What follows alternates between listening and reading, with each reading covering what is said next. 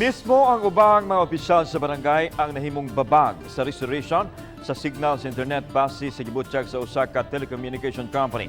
Samtang maabot na sa 80% ang restoration effort sa Globe Telecom sa ilang gihimo karon. Ano yung report? Taliwa sa paningkamot sa mga telcos nga mabalik sa labing dali ang signal sa komunikasyon nga apektado sa pag-igo sa Bagyong Odette. Nakasinati usab sila og mga suliran. Sama na lang sa nitabo sa usa ka barangay sa bagatang lungsod sa lalawigan sa Sugbo nga mismo ang barangay kapitan kuno ang mibabag sa restoration nga gihimo sa Globe Telecom. Mibabag ang opisyal sa nagpadayong restoration tungod kuno sa personal nga rason. Kinibisan pa man kung aduna na gipagawas nga kamanduan ang gobernador nga dili lisod-lisoron ang mga telcos o kung adunay mobabag mag-atubang og kaso.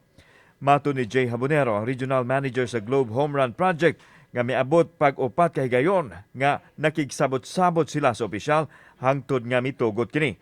Sa hitabo, nalangan yun maayo ang restoration program sa telco. Governor Gwen, she made an effort.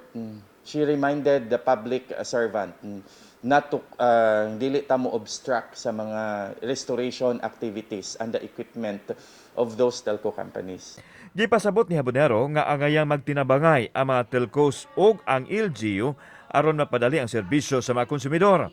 Kung malangan ang pag-ayom-ayom sa mga cell sites, ang telco sila maoy basulon. Apan ni pasabot nga sagad sa kalangan mao ang suliran nga masugatan nila sa dapit diin nahimutang ang ilang kahimanan. It should be a mutual obligation of both telco and company and the LGUs nga dapat unta magkasinabtanay in the name of their constituent nga in need.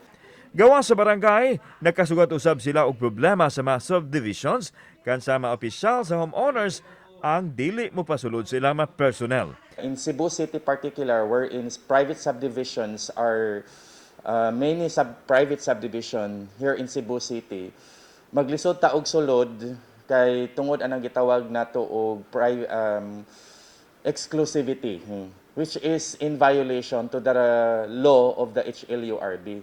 Gibutsyag ni Habonero nga padayong gipaningkamutan sa Globe Telecom nga makabalik sa normal ang signal nga naa karon sa 80%. Kauban si Cleofer Lumayag, ako si Alan Domingo. Balitag, Bisdak.